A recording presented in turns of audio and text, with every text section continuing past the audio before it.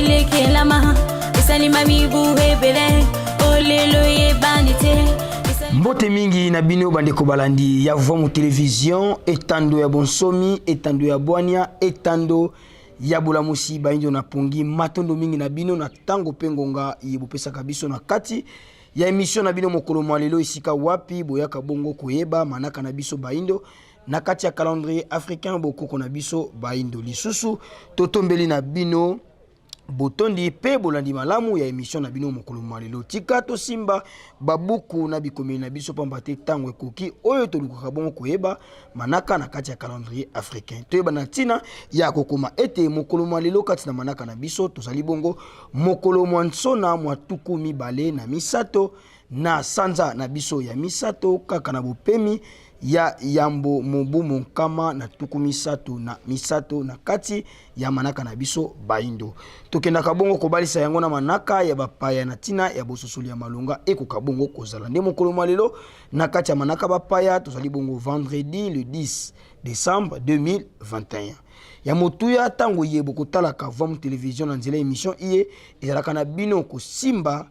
malamu manaka na biso na kati ya calendrier africain bokoko ya baindo solo tosuka ka biso na bino wana te balandi ya vom television se na kotalisa bino manaka ya mokolo kasi tokoyaka lisusu okati ya mabota na bino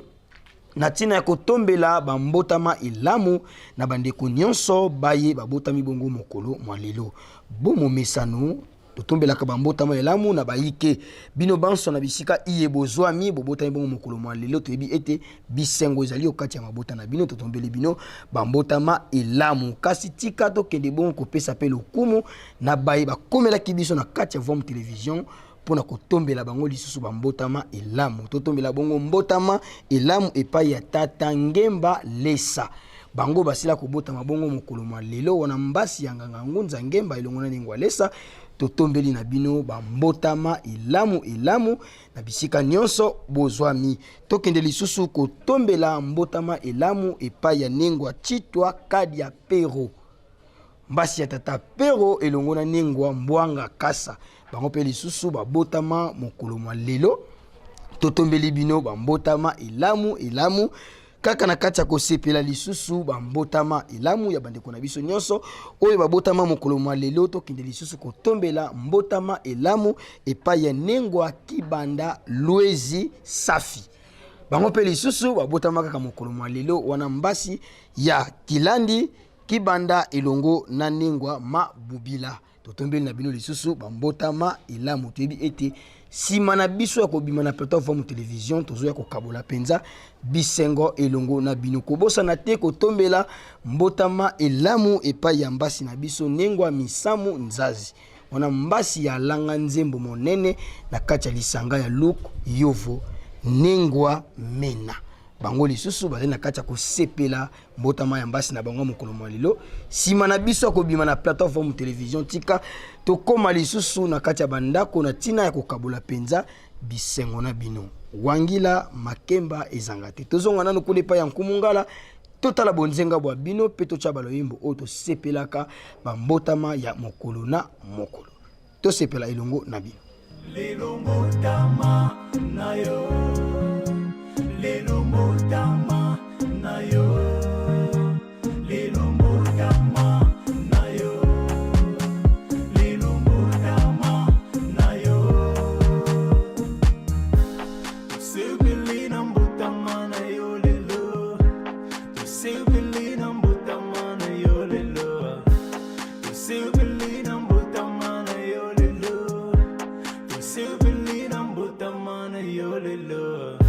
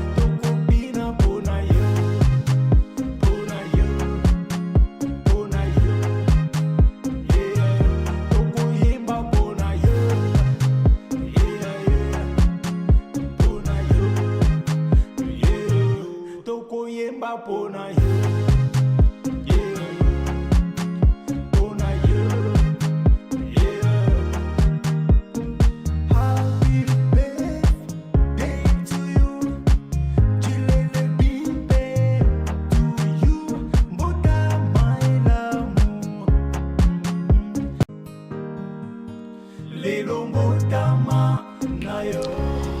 Matono mingi balandi ya vamu television kati na bisengo ya kosepela bambotama ya baninga tika biso batoni na bandako totombela bango lisusu bambotama elamu na bisika nyonso ye bazwami bino pe bayebo kosepela totombela bino bambotama elamu boyeba kaka na kobenga biso na banimero ezali bongo affiché na site ya vamu television avant 48 heures manaka na bino ekota tokoyamba yango pe tokotombela na bino bambotama elamu lokola tosali pona bandeko nyonso lisusu na bino bambotama elamu na bisika nyonso ye bozwami tika tozonga lisusu kuna epai ya nkumunga lesika wapi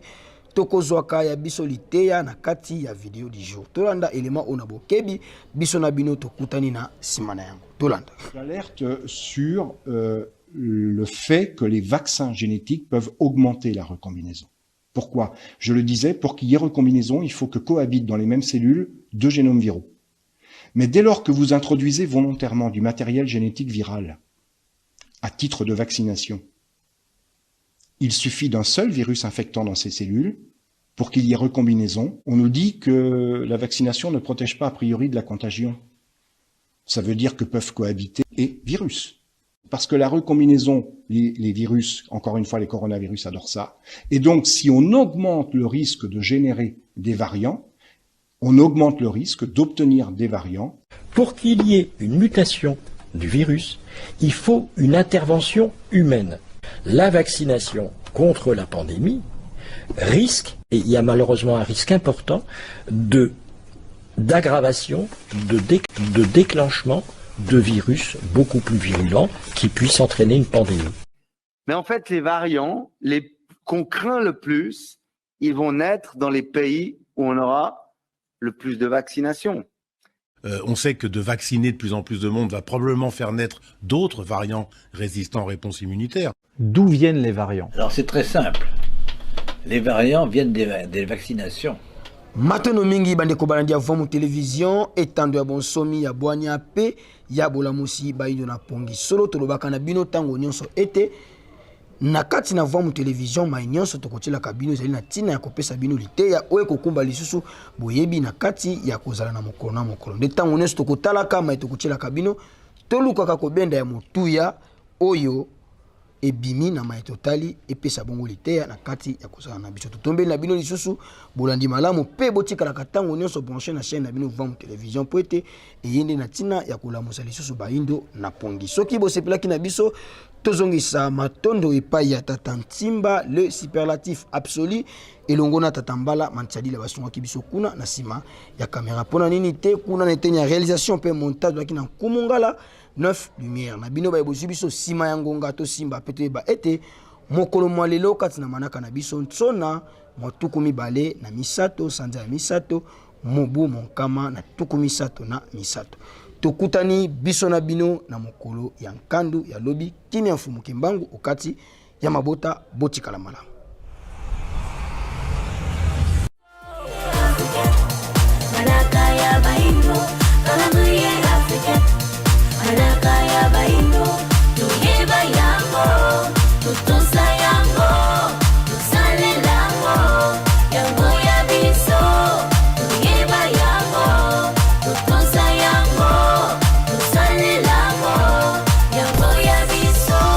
Ibele ba yebite